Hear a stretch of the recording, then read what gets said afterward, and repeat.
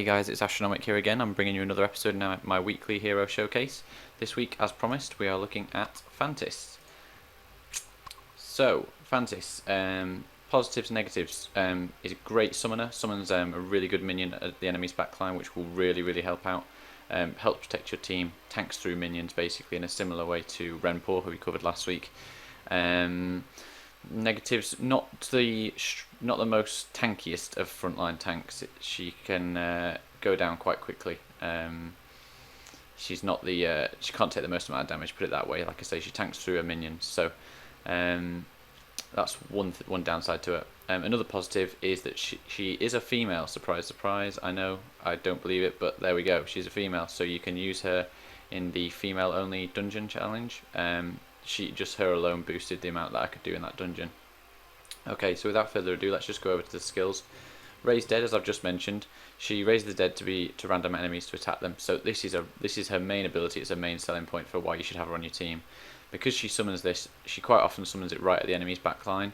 So it distracts their backline. They end up focusing this summoned minion. Sometimes, if you're playing against the AI, they will use their triggers against that minion as well. So when you're going through things like Expedition against Dean, who you'll run up against a lot in later levels, his trigger will end up getting wasted on the minion as opposed to absolutely wrecking your team.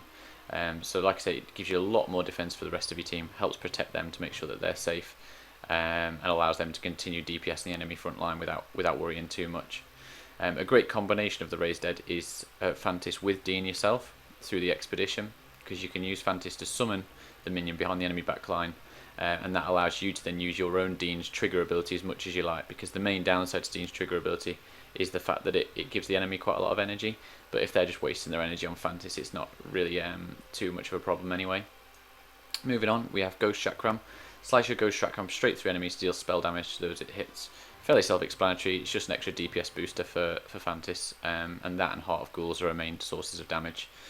Heart of Ghouls increase normal attack with holy damage. Normal attacks cause 555 holy damage. Again, self-explanatory, but those two lead to her being quite a decent damage dealer in addition to the tanky and the other aspects that she brings, such as the minions. Finally, Spirit Mirror. Your Spirit Mirror will reflect damage. I'm not entirely sure 100% how this works at the moment. It reflects 21.5 of damage. I'm not sure if the Spirit Mirror that it's referring to is the minion from Raised Dead. I'm not sure if that's what they're calling a Spirit Mirror, or I'm not sure if it's just Phantis herself.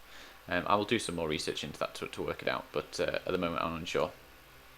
In terms of getting Phantis, if you're just starting the game, she's pretty difficult to get hold of.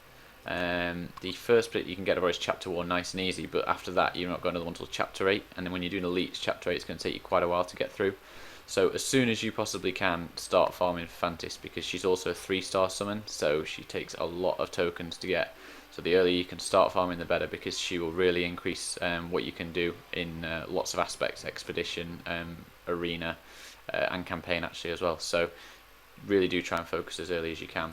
So let's get onto a campaign for you, just so you can see her in action. I'm not going to be doing an arena this week, just where I want to cut down on the video length. Don't want to have it too overpowering, so I'm just going to go for just this, show you through, and you can see what you think. So that'll do perfectly.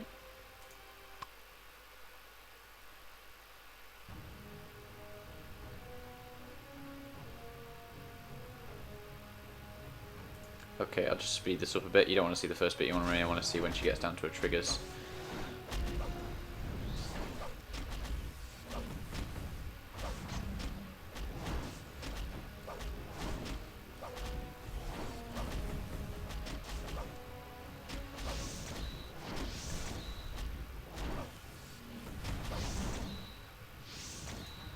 Okay, so here we go. We've got both we've got all the triggers up for now, the minions. So if I summon Phantis' minion, you'll see it does come to a random place. At this point, he's gone right in the middle of the enemies, but you can see you've now got 1, 2, 3 of the main enemy DPSs all focusing on this minion of Phantis', which takes the pressure off the rest of your team, and it allows you to just go absolutely crazy with the likes of Dean, and you don't need to worry too much about enemy trigger effects or even their just general damage.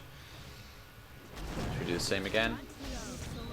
There we go, summoned right at the back line. You can see that again, 3 enemy DPSs all focusing on the Phantis minion. meaning it's just the front line left to himself, which we can easily DPS down. It's not just the tankiness as well, it is the amount of DPS that the minions can provide.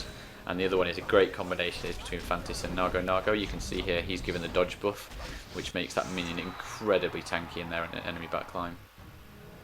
Let's have a look at the data. Yeah, there you go. So got my 3 main damage dealers. Phantis was actually second, just behind Dean. Not surprising because Dean is a bit of a powerhouse at my level at the moment. But yeah, gives you a good idea for a minion who's an off tank, but can also provide a massive amount of damage. She is 100% worth getting. I would really put her very high up on your priority list to get. I think between her and Rempor, they're a big transformation for your team. They're certainly worth for me. And they'll help you push through later levels when you start to hit those walls in campaign, and also expedition as well. Right, that's it guys for this week. I'm not sure which hero I'm going to be covering next week yet. I'm happy open to suggestions. I was thinking Dean because as I said, he is quite a powerhouse at this level, but I'm also considering Brute because he's another one that I didn't discover till later on, and I kind of regret it now. But yeah, just give me a shout, let me know what you think, and we can see what we can do. But that's it from me guys, I will see you next week.